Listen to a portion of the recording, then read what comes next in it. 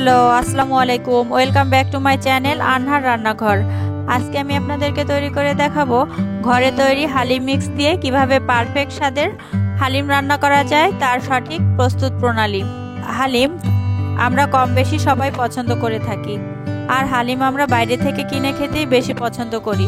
কিন্তু একটু কষ্ট করে যদি আমরা ঘরেই হালিম মিক্স তৈরি করে হালিম রান্না করে খাই, তাহলে যেমন টাকাও বেঁচে যাবে, তেমনি এটা হবে স্বাস্থ্যসম্মত। আর আমার এই রেসিপিটি ফলো করে আপনারা যদি বাড়িতেই হালিম তৈরি করেন, তাহলে রেস্টুরেন্টের পারফেক্ট স্বাদ পাবেন। কথা না বাড়িয়ে চলুন তাহলে শুরু করা যাক। হালিম তৈরি করার জন্য প্রথমেই আমি এখানে নিয়ে নিয়েছি 1.5 কাপ হালিম মিক্স। এই হালিম মিক্স কিন্তু ঘরেই তৈরি করা। আমার চ্যানেলে রেসিপিটি আছে, ডেসক্রিপশন বক্সে লিংক দেওয়া থাকবে, চাইলে দেখে নিতে পারেন। তো এই হালিম মিক্স ভিজানোর জন্য আমি নিয়ে নিয়েছি ফুটন্ত গরম পানি। তো পানিটা আমি একবারে দিয়ে দেব না, প্রথমে অল্প অল্প করে পানি দেব এবং ভালোভাবে মিক্সড করে নেব। একবারে সব পানি দিলে হালিম মিক্সগুলো দলা পাকিয়ে যেতে পারে। সব হালিম মিক্স ভিজিয়ে নিয়েছি। এখন এটা আমরা ভিজিয়ে রাখবো 1 ঘন্টার জন্য।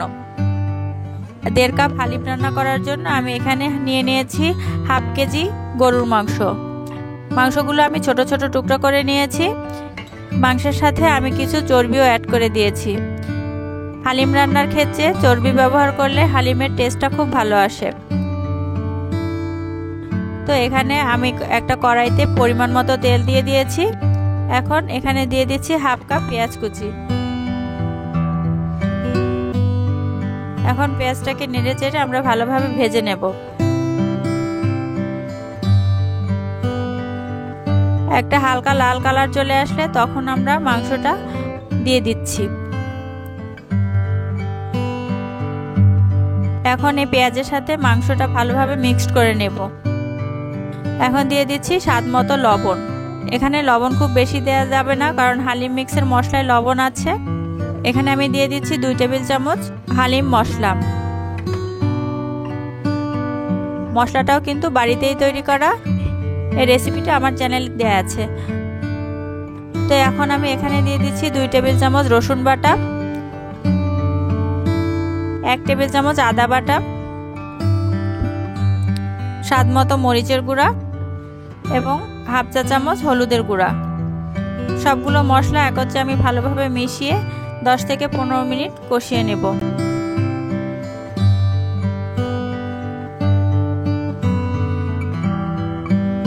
এই যে কষানো হয়ে গেছে, এখন আমি 1 কাপ পানি দিয়ে দিচ্ছি।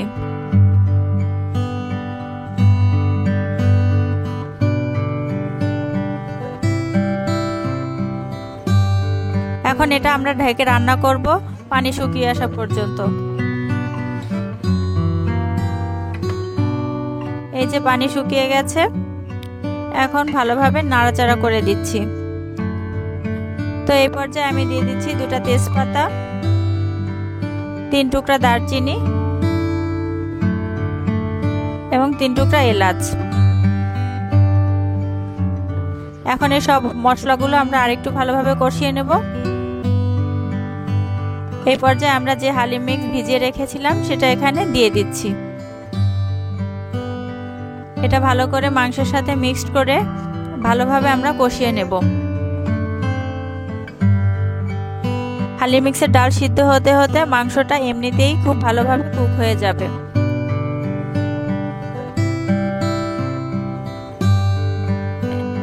বারবার এরকম নেড়ে চেড়ে ভালোভাবে আমরা কষিয়ে নেব।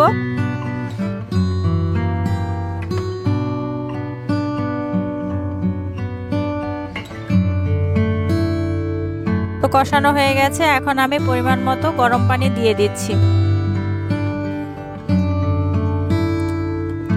যারা নতুন রাঁধুনি আছেন তারা হালিম রান্নার ক্ষেত্রে সাইডে গরম পানি করে রাখবেন। যদি প্রয়োজন হয় সেক্ষেত্রে ফুটন্ত গরম পানি অ্যাড করে দিবেন। এভাবে ফুটন্ত গরম পানি অ্যাড করলে স্বাদের কোনো পরিবর্তন হবে না।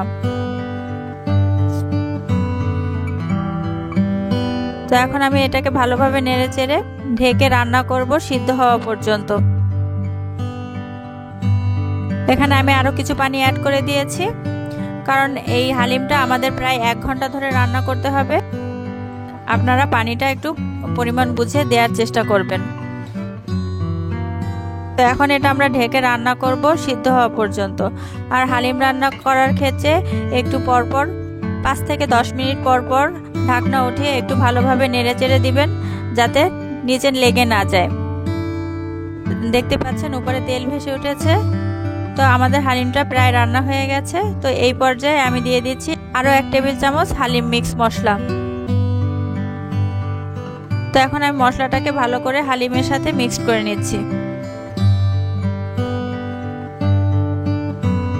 এই পর্যায়ে মশলাটা দিলে স্মেলটা অনেক ভালো আসে এবং টেস্টটাও অনেক গুণ বেড়ে যায়। এভাবে আমরা রান্না করে নেব প্রায় 10 থেকে 15 মিনিটের মতো।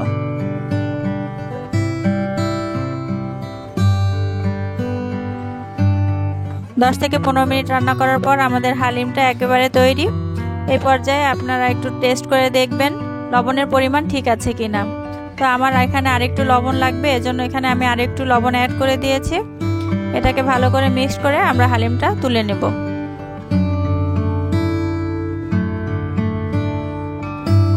যে আমাদের হালিম তৈরি হয়ে গেছে। এখন পরিবেশনের জন্য এখানে আমি একটা পাত্র নিয়ে নিয়েছি। এখন আমরা হালিমটা এখানে পরিবেশন করে নিচ্ছি।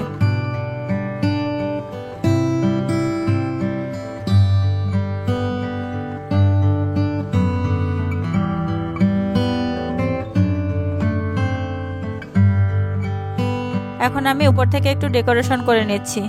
এখানে ডেকোরেশনের জন্য দিয়ে দিচ্ছি কিছু পেঁয়াজ বেরেস্তা, দিয়ে দিচ্ছি কিছু আদা কুচি, ধনিয়া পাতা কুচি, কিছু কাঁচামরিচ কুচি এবং এখানে আমি কিছু লেবুর স্লাইস দিয়ে ডেকোরেশন করে নিচ্ছি।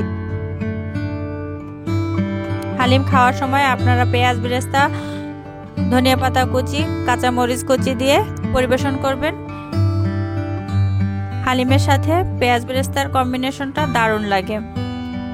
তো এই যে এভাবে তৈরি হয়ে গেল আমাদের রেস্টুরেন্ট স্টাইলের সুস্বাদু হালিম রান্না। এভাবে যদি বাসায় হালিম মিক্স তৈরি করে এভাবে হালিম রান্না করে খান, তাহলে আর রেস্টুরেন্ট থেকে বেশি দাম দিয়ে হালিম কিনে খেতে হবে না।